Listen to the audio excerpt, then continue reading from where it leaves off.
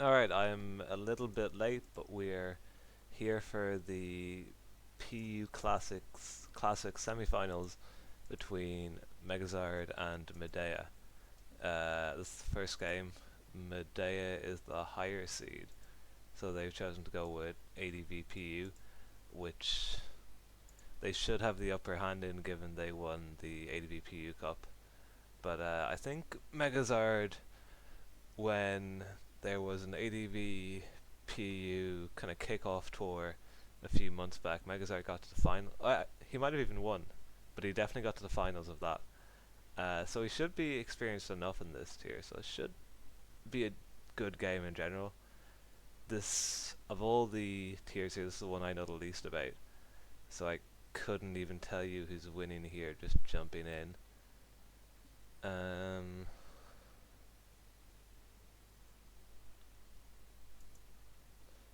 It's interesting not to see Minum on either team, because as far as I'm aware, that's the best Pokemon in this tier.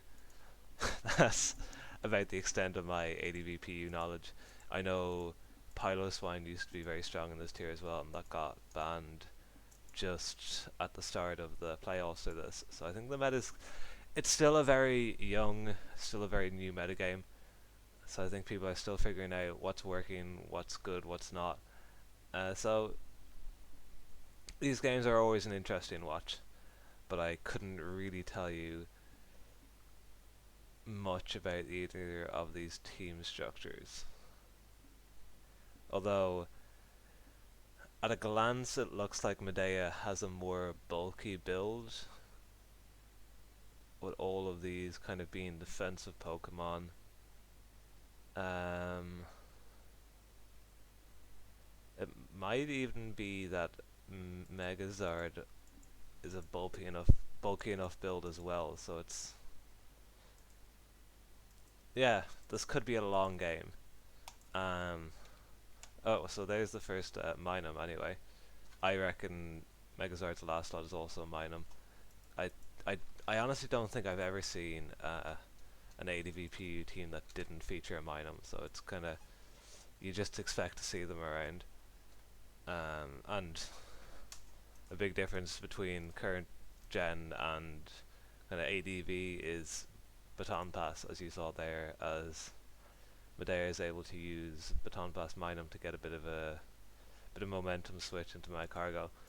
Although it is getting caught out by the HP. What I'm assuming is fighting from the Swalot. Uh, I think ground or water would do more than that. And I guess it could be HP rock, but I don't know. I don't think that would make much sense. I'm assuming that's HP fighting on the Swalot.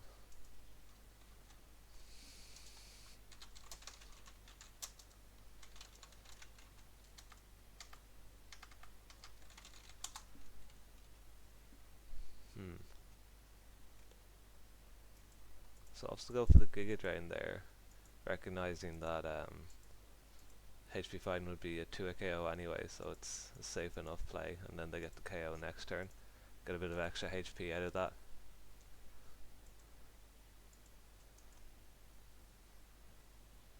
So the Duskull comes in. I'm guessing we see. I'm not sure what Zard has for this. Maybe we're looking at the Medeia coming in here and looking to pressure with Toxic.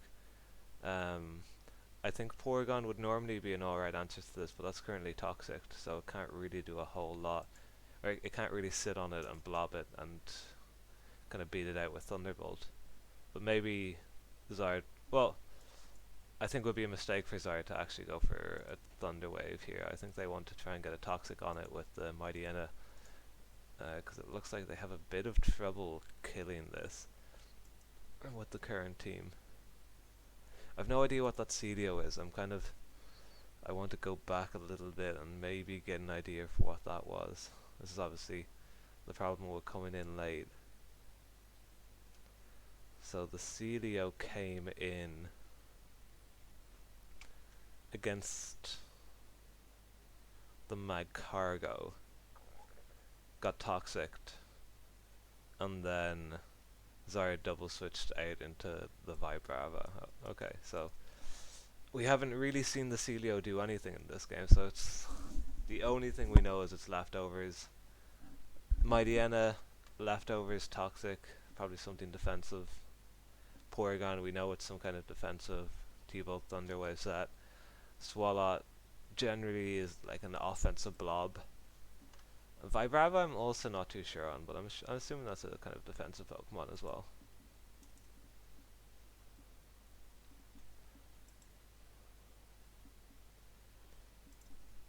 But yeah, these games can kind of drag a little bit when we're looking at kind of bulk versus bulk. I could see this going on to maybe turn 60, turn 70. But Zard does seem to have the advantage with the early down on Magcargo. And we see the Celio start to put a bit of pressure on now. I think one of the big questions for the Minum will be, is it HP Grass or is it HP Ice to hit the Vibrava? Because I know they can run HP Grass to hit Mudkip, I believe it is. But I think the metagame has gone in the direction of HP Ice. You don't see HP Grass as much. That's just kind of my very baseline knowledge of ADVPU. I've seen some people say that, but I would be surprised if the Minum is able to break the Vibrava here. But I also expect to see Megazord make a switch into maybe Celio here to scout that out. Yeah, into Swalot, there we go. And so Medeia has basically revealed there that they're not HP Ice. Megazord has that information now, and they know they're able to wall Minum with Vibrava for the rest of the game, which is very good for him. So Baton Pass comes on into Duskull. I think Zard is able to just go into Porygon like they did previously, or Celio here. Okay.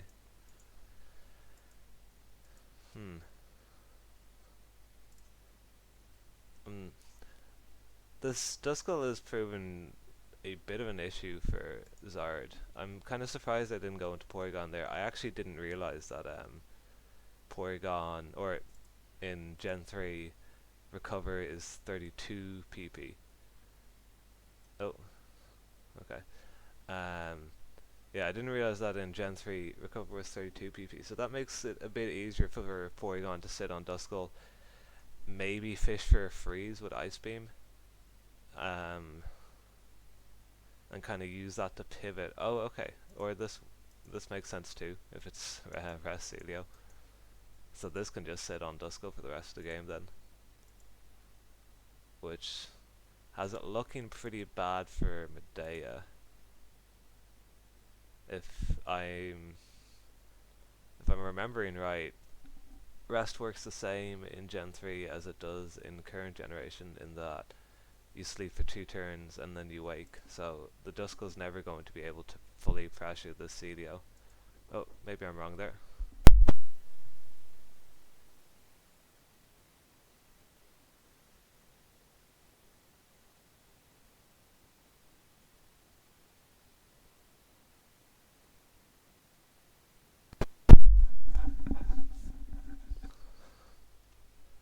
Sorry about that. So what are we looking at here? Swallow coming in on Oma. Oh, so Zard reveals the Shadow Ball to catch the Duskull. Did a really good job of saving that for later on and not revealing it early. So now we see that the Duskull can't beat the Swallow. It's looking very bad for Medeia. I'm not sure how they're able to answer into the Swallow now with the Magcargo gone. And I've heard some rumblings about Swalot being somewhat overwhelming in ADVPU, and I think this is kind of a good example of that. There's just this kind of coverage alongside the bulk Swalot has makes it kind of difficult to answer, especially longer term. You can see that just the reveal of Shadow Ball, and all of a sudden Medeia has no way of dealing with this. I think their plan there was to try and go Oma, maybe use the opportunity to PP stall Giga Drain or something, but yeah, this just looks pretty dire. And we see that the Omastar are slower than the Swalot as well, which makes it even worse. I guess, depending on the last, Medeia could still be in this game, but I honestly don't see how they get back into this. This looks pretty over at this stage. There we go, we do see the switch into Dragonair, bringing the Giga Drain PP down to 5, but like at this stage it doesn't even matter because Omanite's poisoned. We know the Swallow has HP fighting anyway, even if it wasn't poisoned, but the Omanite's not going to be able to sit on the Swallow even if they do manage to get rid of the Giga Drain PP. So we see the Thunder Wave come out. Maybe the game plan is to try and hope for, I guess you'd need 2 powers here to beat it out with Omanite. There's the first one anyway. If they get 1 more power here, they should be able to beat out the Swallow, which honestly, given the position Medeia in, I think was the right line to take. I honestly, even if they kill this Swallow, their team's so weak at this stage, I'm not even sure they're still in a good position to do anything, especially into that Vibrava, but at least positions them a bit better. But obviously that's all depending on them getting the power here, and they don't get it. So Giga Drain comes through, takes out the Omanite, heals the Swallow up a little bit, and they'll get their leftovers recovery after Medeia sends in the next Pokemon here, which don't even know what it will be. I don't think they have anything here that will be able to kill the Swallow from 36%. I don't think Minimum is strong enough to get this kill.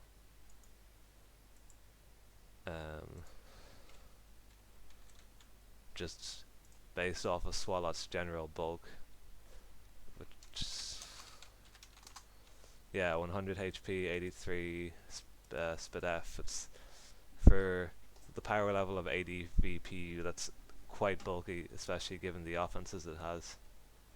Okay, but seems the calc was more favourable than I imagined, or Zard wants to save the Swallow for later as we see the Vibrava come in, which makes sense. You know, like we saw earlier that the Minun is never going to beat the Vibrava, so it's fine to use that there. And we see Medeia reveal Kingler as the last, which Kingler, as far as I know, is usually like a choice banded or maybe a substitute attacker. The big issue for Kingler though is water is a special type move in Gen 3, so their strongest attack is usually return, which coming off of their base, what is it, 130 attack, still does good damage, but I don't think it's enough to kind of carry them through this position. But I will say, like, it matches up well here. The Swallow's pretty much dead. Okay, we got a Sword Stance coming in here. That will be interesting now.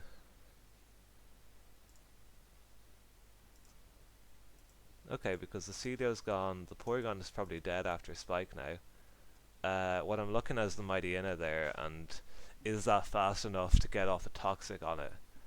Because if it's not, Zard might be in a bit of trouble here.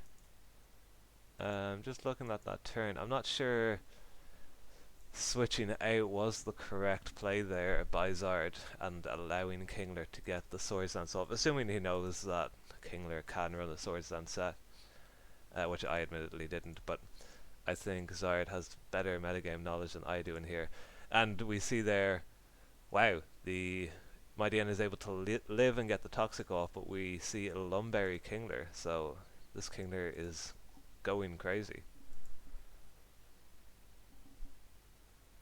I think, well, it all depends on what the last is. Obviously, I mentioned earlier I expected Zard's last to be a Minun. Clearly it isn't because it hasn't been sent in.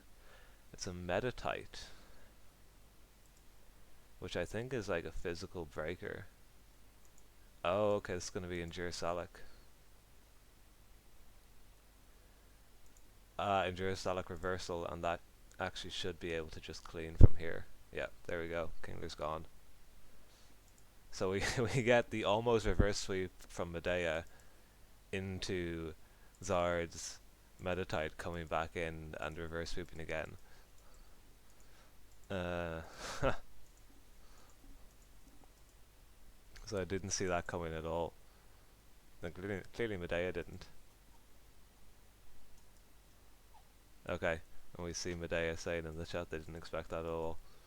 Yeah, that was an entertaining game. I really didn't expect that endgame. I thought Zard had it kind of wrapped up, and then the Kingler came in to kind of bring back some of the momentum, and then Zard's able to get back into it with the Endure Salic Meditite.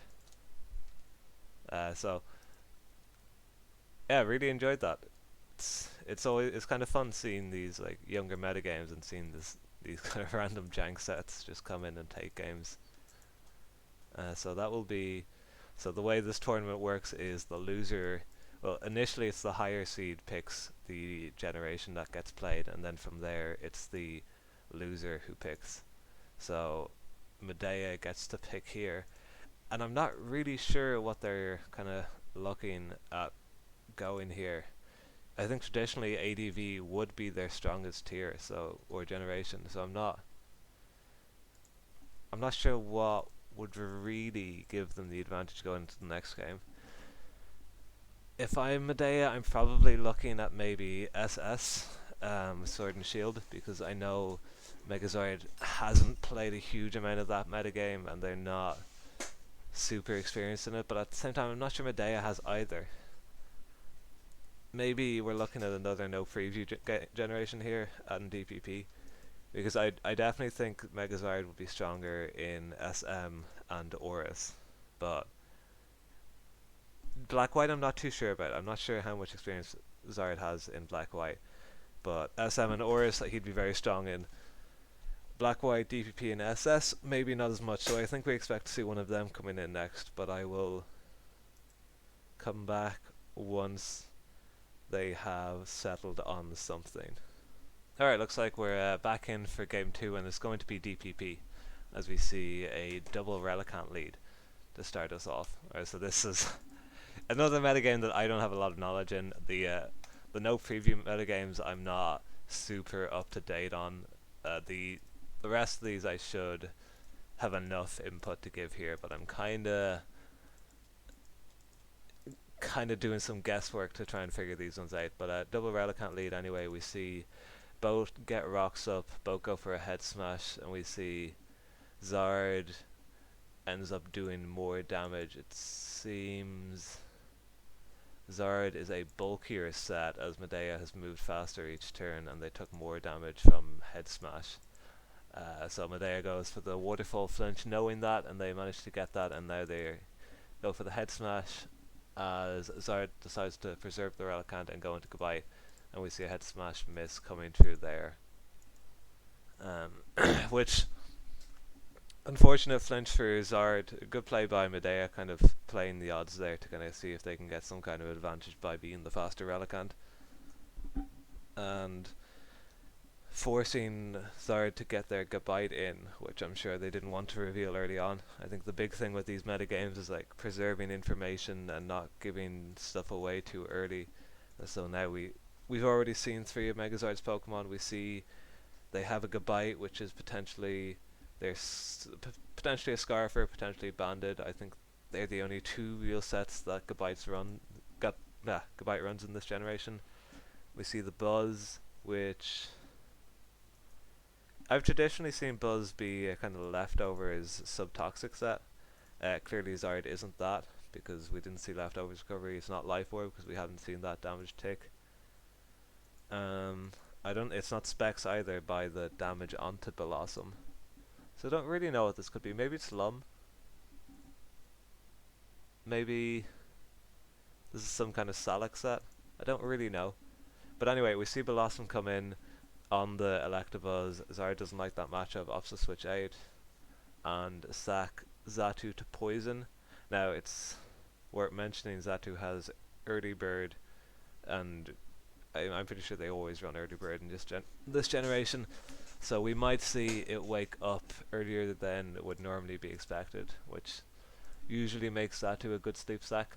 The other thing with Xatu though is I think they're almost always Scarf in this generation, which would suggest the Gabite isn't Scarfed and is maybe a choice banded set, which I think would make sense. With a Scarf Xatu and good speed control with Electabuzz, you can get away with a banded Gabite. But anyway, we don't see the immediate wake from Zatu as Mischievous comes in, and we see it wake up the second turn and just go for Psychic to get chip damage on it, and it will die here to the Shadow Ball, which that's good damage for Zard to get, but it also means next time Blossom comes in, they're going to be able to put something to sleep again, which isn't ideal for Zard, because they're going to have to sack something else to it. Furno comes in on the Mischievous after the down. We see the Relicanth come back in. This is probably a sack. And we see special Furno. Special Life Orb Furno. So, I wonder if that's a nasty plot. I don't even know if it gets in this generation. I know it can run a nasty plot set in Auras, but I don't really know about DPP. Maybe it's a nasty plot Fire Blast, Focus Blast, Vacuum Wave or something like that, assuming it gets all those moves. But anyway, we see the second Monferno coming out, so I would expect Medeia's one to be physical based on the way they sent it in, but honestly it's hard to know. Alright, so we do see it is physical as it close combats onto the Gabite. I actually didn't know Gabite didn't get Ruskin this generation, so it's a very safe close combat for Medeia. They don't take any chip, but now we might get some information about who the Scarfers are here. Again, I expect this Gabite to be banded. This Monferno could potentially be scarfed here, and I think Medeia is probably considering, do they risk Zard being a potential scarf? Okay, so they decide not to risk it, and we do see that. I don't know what we see there, to be honest. I can't tell from the calc if that's banded or scarfed. I think that's scarf. I think that scarf Gabite damage onto a 0 HP Ampharos is what we see there. So, good thing Medeia switched out to kind of skate that out. That is assuming Monferno is scarf anyway, which no guarantee. So we see Rhydon coming in. Obviously the Gabite is locked into Outrage, even if it's not choice locked. So Rhydon's probably just going to take this.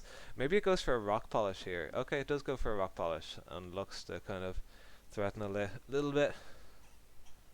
We're checking now if Monferno gets Vacuum Wave. Now that I say that, actually, I'm not even convinced Vacuum Wave existed in DPP. Okay, it did exist in DPP, and Monferno can learn it. So, if this is Scarf Gabite and it hits through the Outrage here, Monferno can Revenge kill it with Vacuum Wave, assuming it has it.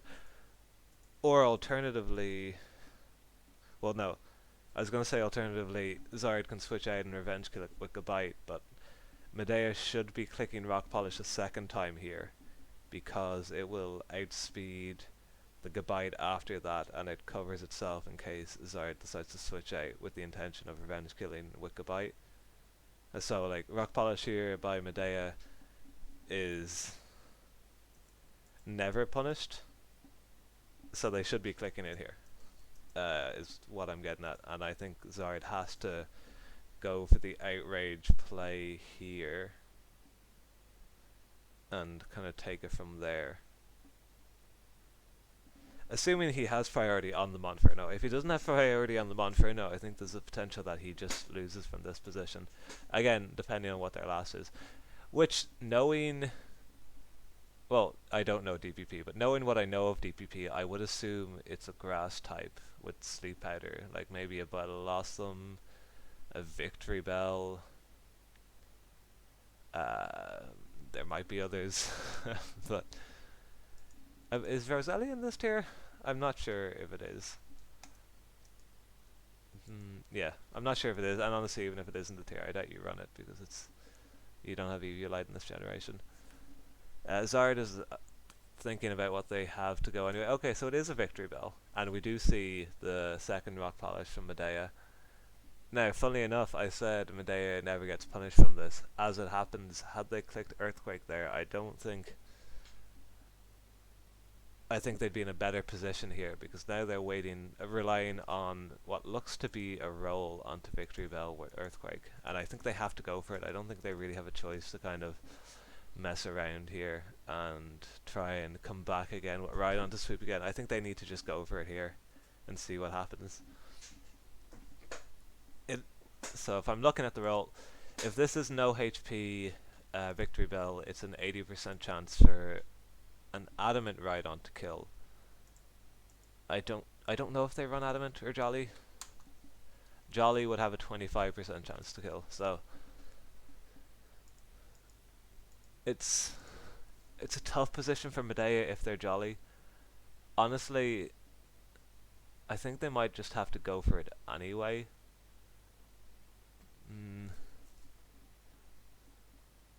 Okay, they go for it and they don't get it, and the Victory Bell is able to kill the Rhydon there. So obviously we don't know what the Rhydon was. We can't know what the roll is there, but they don't get it. But that puts them... bit of an awkward position.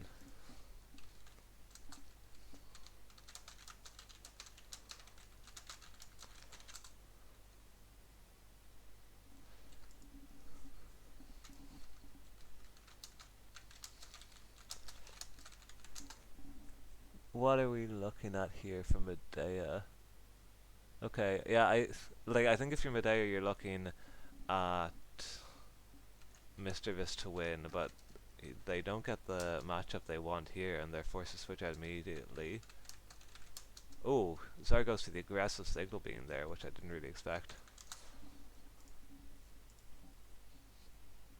But that's fine for Blossom, provided it doesn't get confused. It can just synthesize this damage off, synthesize again. But you're inviting in the Monferno here. Maybe you're looking at clicking Sleep Powder here, trying to catch a switch. But like, you don't want to use your Sleep Powder on the Electabuzz because you know you beat the Electabuzz anyway. Ideally, the Sleep Powder is kind of being used to immobilize something that would threaten you over the course of the game, which I'm looking here at the Monferno damage, and Monferno doesn't actually kill Blossom with Fire Blast from full. So I really think Medeia should have been saving their Sleep Powder for the Monferno and just using Energy Ball or Giga Drain or whatever they had to beat down the Electabuzz, and then saving the powder for the Furno when it inevitably comes in, because now Furno's in, it's not going to kill with Fire Blast, but you're not able to do anything to threaten it back, so it doesn't really matter what the roll on Fire Blast here is because you can't kill it back.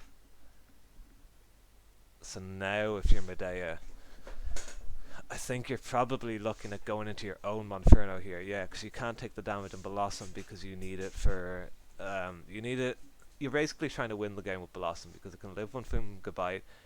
It should be able to survive one from Relicanth. But we see the Monferno does actually have the Vacuum Wave there, and that kind of spells the end of this game as far as I can tell. I think Medeia could be gunning for a Fire Blast miss, I guess, to try and win the game, but even if it does get that... Oh, actually, okay, if it does get the Fire Blast miss, it should be able to kill the Monferno with whatever its Grass Stab is after Rocks. So that's... I think that's Medeia's win condition here. I'm also wondering here, what's the Goodbye roll with Scarf? Oh, okay, we see the Bell come in, which is interesting. I don't love Megazord letting the Electabuzz die there, because now Medeia is able to sleep out of this turn as they take the Fire Blast, Synthesis, and then Giga Drain the Monferno and potentially win. So you're letting the Blossom heal up a lot more than you should, as far as I can tell. I think Megazord should have been looking at sacking the Relicanth in that situation, and then coming back in with the Monferno to pressure the Blossom without risking the sleep.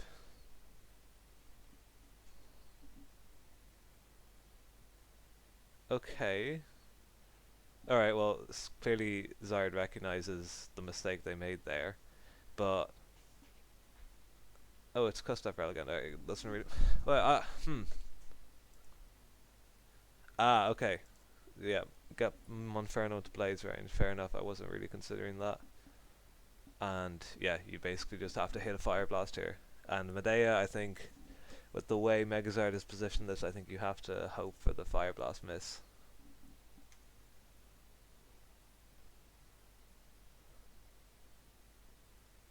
Can you... Actually, if you're Medeia here, I think you go Mischievous, because you give yourself two chances for a Fire Blast missed. Because if... Yeah. If they miss the first Fire Blast here, then you can win with Mistress. Yeah, okay, so good play by Medeia, maximizing their odds here. Still not in their favor, but it just gives them that slightly higher percent chance of winning this game. But they don't get it anyway. Zard takes game 2 DPP to put them up 2-0 in the series. Yeah, so that was a really interesting game. Really interesting end game. I think Zard played that well with the sleep turns, getting Monferno in for Blaze range. I think we saw some high level stuff with Medeia at the end, preserving the Orlay, maximizing the Fire Blast turns to kind of improve their odds. I'd be really interested to know if that was Adamant or Jolly Rhydon, to kind of see what the role was like on that, because that was pretty much the defining turn in that game. But yeah, it's funny, I was saying they can't get punished for rock polishing again on the Switch, and then that's exactly what happened. So it's just an interesting how that game played out. So it'll be Medeia picking the third game, a third generation.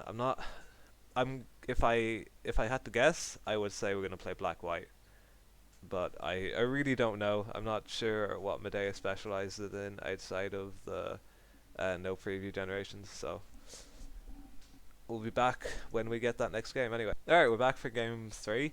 Megazard up 2, and it did end up being black white, as we see a HO mirror match, like Medeia was saying there. 2 Dwebbles to start it off. So it's be interesting to see how this one plays out. It's we see 1 Dwebble lead, we see 2 Dwebble lead. I really don't like this off the bat. These usually run Rock Blast. Oh, Rian's here. These usually run Rock Blast. Okay, Zard's going for the Shell Smash and is looking to Rock Blast immediately. And we see it take out the Dwebble while maintaining its sturdy, but Medeia gets 1 layer of rocks up. So I think this interaction favors Megazard to start off, because they're going to guarantee their next layer of rocks, and they should outspeed whatever Medeia comes in with to revenge kill, and then be able to get a decent hit off with Rock Blast or a Spike if they want it. So already Medeia's kind of on the back foot, which they really don't want to see down 2-0. Yeah, I think Huntail is their best option here, but even at that I don't like it a lot, because I see Huntail as probably their best way of winning this game, and already you're going to be getting it pretty weakened. And I actually think there's a chance, if Megazard gets the rolls here, he's able to kill the Huntail with Rock Blast, and as it happens they miss. Medeia is able to get the Shell Smash off, and now it's not looking great for Megazard, in the sense that we've got a full health Huntail at +2/+2/+2. So you're probably going to have to sacrifice multiple things to deal with it this year. So that's a huge miss. Even just like 2 hits from Dwebble would have been massive to kind of get the Huntail down to half, and then maybe you're able to handle it with the combination of Clang plus Monferno, or you're able to take a hit with Beheem and kill back with Psychic. But now you're in a position to where you're essentially going to have to throw something away. You're going to have to throw one thing away to deal with this, and then you're going to have to take a massive hit on a second thing, would be my guess. Which doesn't position you well for the rest of the game. It's like, with the structure that Megazord has going up against Medeia, I think that Behemoth was always going to be used to like take one hit and revenge kill onto something, and for Megazord to be forced to use that out against Medeia's first offensive Pokemon isn't really great, because you want to be able to maybe keep that for the Dodd or for the Simisear or for the Zeb. Well, not really the Zeb. The Zeb's kind of a different Pokemon, but for like the Dodd or the Simisear, if they get something off, you want to be able to keep the Behemoth to revenge kill them, but you're forced to kind of lose it immediately here to this Huntail. So we see the Zeb come in. So yeah, we see exactly that happen. Megazord recognizes Behemoth as their best out. They use that to kind of get that kill. Survive the Surf, take them out with Psychic. I'm actually surprised on the damage from the Behemoth there. I wasn't sure if that was going to kill. I reckon that was probably a roll. But anyway, we see the Zeb come in to revenge kill the Behemoth. Stays in with Thunderbolt, which indicates they're probably Expert Belt if they're clicking Thunderbolt there. If they were choice locked, I think we'd see a Volt Switch come out, but they obviously want to stay in, maybe pressure the turret with a HP Ice if it comes in. You've got Overheat for Vanillux and Clang. Vanillux probably dies, Clang would live, but it doesn't really pressure back. So if you're Zard, you're really weak to the Zebstrika all of a sudden, and you probably need to use your Monferno to come in and try and revenge kill it. Maybe you come in and bluff a Scarf here. It could be Scarf Monferno. I feel like on this team he's probably SD, but it could be Scarf. And I don't think Monferno, or I don't think Medeia really wants to stay in and find out here, though they don't have any other switch-ins, so maybe they're forced to a bit here. I'm not sure what the line for Medeia is here. Okay, so we do see the Victory Bell come in as Megazord goes to the close combat, and I think we're going to find out now if the Monferno is choice locked or not. That isn't banded damage anyway, so it's either Scarf or we're looking at some kind of SD Monferno. If it's SD Monferno, I'm assuming they reveal that right now and click Flare Blitz. Well, okay, I was gonna say it would be interesting if Megazord decides to preserve that information and go into Clang there and maybe bluff the Scarf on Monferno and then use that as an advantage for the later game. Because I think they needed to maintain that bluff to beat the Zebstrika. Now that Medeia knows this isn't Scarf, it puts Zard in a really bad position, because now you can't reliably use the Monferno to come in and try and revenge kill it. And so, like again, we mentioned Vanillux can't answer to it, Twort can't answer to it, and Clang, which I'm assuming is an offensive variant, can't really answer to it or put enough pressure on it because of overheat damage. So now we're looking at the position where I think the Zebstrika is just going to kind of clean up a lot of this game. Yeah. I think there's a chance it cleans up the rest of this game. Anyway, I think there are some outs for Megazord. The general weakness of Zebstrika does kind of give you a little bit of hope, as well as overheat dropping special attack. Because they're forced to overheat onto the Vanillux and they're forced to overheat onto the Clang if they do want to stay in an attack. Alright, that's an interesting line of plays. I'm assuming Medeia was fearing Yachiberry there, or maybe it's actually...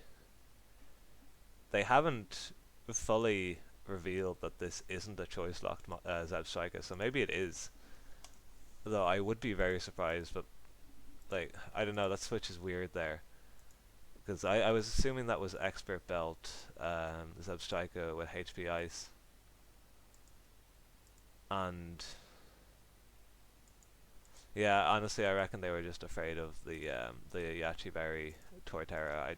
I'd be very surprised if that's choice locked. So we see that happen there. Clang comes in on the Dodrio and reveals Toxic, which I'm kind of surprised to see. I thought that would be more of an offensive shift gear variant, but clearly it isn't. We see Fire, Gem, Simisear put the Monferno into Rock's range, so I'm assuming we're going to see a forced Mach Punch here. But honestly, if that Torterra is... Oh, okay, well that's the game over, I would imagine. I was going to say, if that Torterra is Yachiberry, I think Megazord was in a better position to win that game anyway, but I really don't think Medeia has much chance now with the Simisear down, because they don't have enough sacks into the Torterra. The Clang Aurelion, it's a kind of defensive variant, means you don't actually kill it with overheat from the range it's in, so they're able to get a Toxic off on it. Oh, and it's Scarf and Ilux anyway, so this game was kind of wrapped regardless. Yeah, so a lot of interesting team from Megazord. It's like, it's an offensive team, but it's an offensive team with a lot of tools that are kind of anti-offense, in the sense that you've got a defensive Behemoth, you've got a Yachi Torterra, you've got SD Mach, Furno, you've got a more defensive Clang variant with Toxic, and then you've got a Scarf and Ilux that kind of cleans games and kind of messes with prep, because you have to make the guess between is Vanilla Scarf or is Monferno Scarf, and then you add these guessing games. Whereas like Medeia's team was very like cookie cutter HO, and I think that really didn't match up well into what Megazord had here. Especially like even after getting that initial advantage from the Dwebble missing Rock Blast, they still struggled to put enough pressure on Zard's team with the stuff they had. So yeah, very interesting series regardless. Cool to see some of the older generations represented. Normally you see the like later generations. So congratulations to Megazord. They move on to the finals, where we don't know who they'll be playing yet. The other semi-finals hasn't been played. I don't think the other semi-finals has even been decided. So that will happen eventually, and I'll try and get on to record the finals.